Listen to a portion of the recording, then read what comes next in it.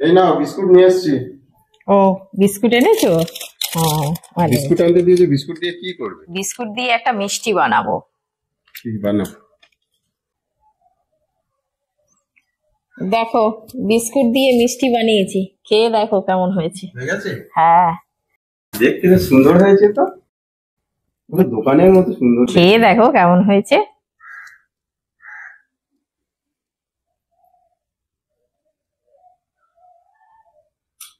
দারুণ টেস্ট হয়েছে। দারুণ টেস্ট হয়েছে। দারুণ টেস্ট হয়েছে।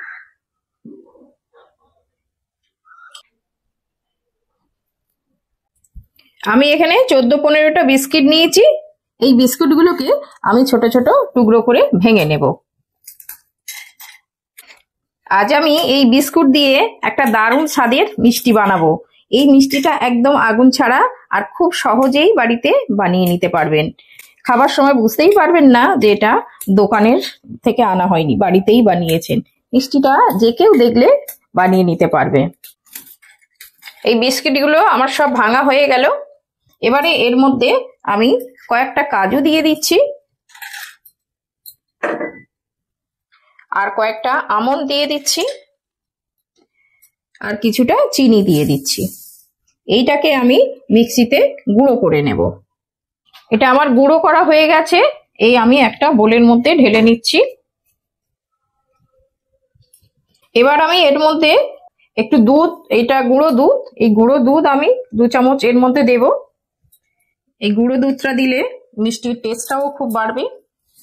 আর এর মধ্যে একটু ফুড কালার দিয়ে দিচ্ছি, খুব সামান্য ফুড কালার দিয়ে দিলাম। দিয়ে এটাকে ভালো করে মিশিয়ে নেব।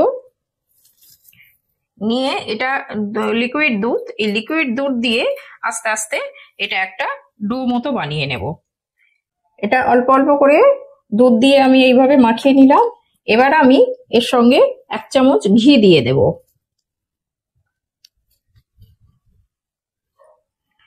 এবার দিয়ে এটাকে খুব ভালো করে মাখাবো।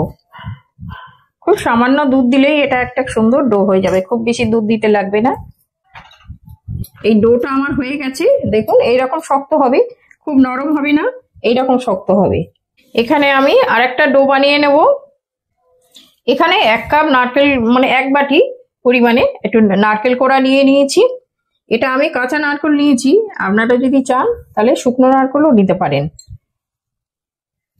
এর মধ্যে এটা পাউডার দুধ, গুঁড়ো দুধ, এই গুঁড়ো দুধটা আমি এখানে 2 চামচ, 3 চামচ গুঁড়ো দুধ দিয়ে দিচ্ছি। এবারে এখানে চিনি দিয়ে দেবো, এটা গুঁড়ো চিনি, এটা আমি 2 চামচ পরিমাণে দিয়ে দিচ্ছি। এটা 2 চামচ পরিমাণে দিয়ে দিলাম। এটা গোলাপ জল, এই গোলাপ জল 1 চামচ দেব। 1 চামচ গোলাপ জল দিয়ে দিলাম। এবার এইটাকে সুন্দর করে মাখবো।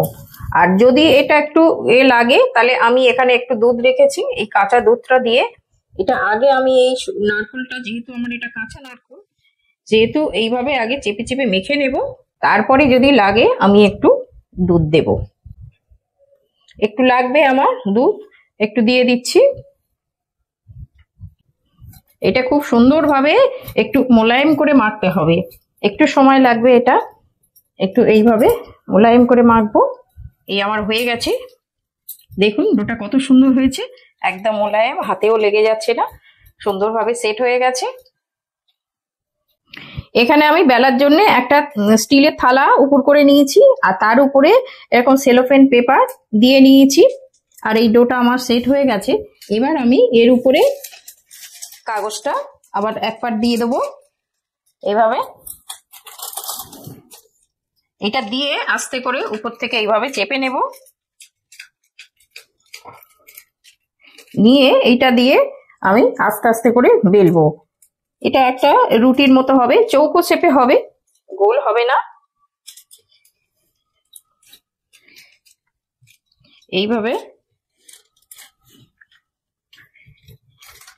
এইভাবে বেলে নিতে হবে। এটা ধৈর্য ধরে আস্তে আস্তে বেলতে হবে, খুব বেশি চাপলে কোনো দিকে পাতলা কোনো দিকে মোটা হয়ে যাবে, সেই জন্য একটু ধৈর্য ধরে এটা শেপটা দিয়ে নেব।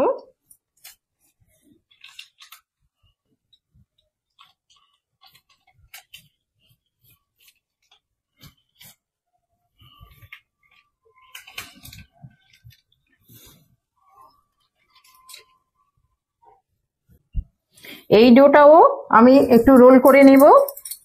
এটাও খুব সুন্দর সেট হয়ে গেছে। এইভাবে আস্তে করে রোল করে নেব, সব দিকে সমান হয় যেন, সেইভাবে আমি রোলটা করে নিলাম।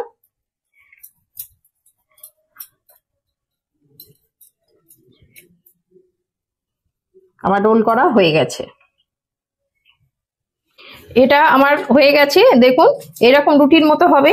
এবার আমি এই যে উপর থেকে একটা পেপার সরিয়ে দিচ্ছি, এইভাবে আস্তে করে এই একটা পেপার এইভাবে তুলে নিলাম। এবারে যে সাদা যে রোলটা বানিয়েছিলাম এটা একদম এর মাঝখানে বসিয়ে দেব, এইভাবে সুন্দর করে। দেখুন একদম পুরো মাপে হয়ে গেছে। এইভাবে বসিয়ে দেব, দিয়ে এবারে এই কাগজ সমেত একদম কাগজ ধরে এইভাবে এটাকে রোল করে দেব। এইভাবে একটু হাত দিয়ে সেট করে দেব, দিয়ে এদিকের এই কাগজটাকে ধরে এইভাবে একটু চেপে সুন্দরভাবে সেট করে দেব। দেখুন কত সুন্দর একটা রোল বানানো হয়ে গেল। এইভাবে কাগজ সমেত এটাকে রোল করে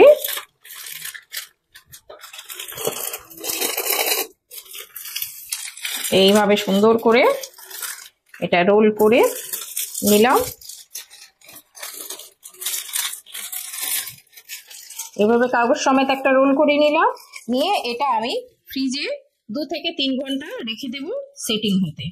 এটা সেট হয়ে গেলে তারপর খুব সুন্দরভাবে আমি দেখাবো মিষ্টিটা কিভাবে রেডি করব। আর দেখলেন তো কত সহজে এই মিষ্টিটা বানিয়ে নিলাম। এবার আমি এটা ফ্রিজে 2 থেকে 3 ঘন্টার জন্য রেখে দেব। এটা 2 ঘন্টা ফ্রিজে রেখেছিলাম, দেখুন কত সুন্দর সেট হয়ে গেছে। এবার আমি এটাকে কেটে নেব পিস পিস করে। এটা আমার সবগুলো কাটা হয়ে গেল, দেখুন কত সুন্দর হয়েছে এগুলো। আর একদম পুরো সাদা, এর মধ্যে পুর ভরা, আর খুব সুন্দর দেখতে হয়েছে। এটা দেখতেও যত ভালো খেতেও তত সুন্দর। এই দেখুন এইটা আমি কেশর আর পেস্তা দিয়ে ডেকোরেশন করে দিয়েছি, দেখুন কত সুন্দর লাগছে। পারলে এইভাবে একবার বানিয়ে খেয়ে দেখবেন, খুব ভালো লাগবে।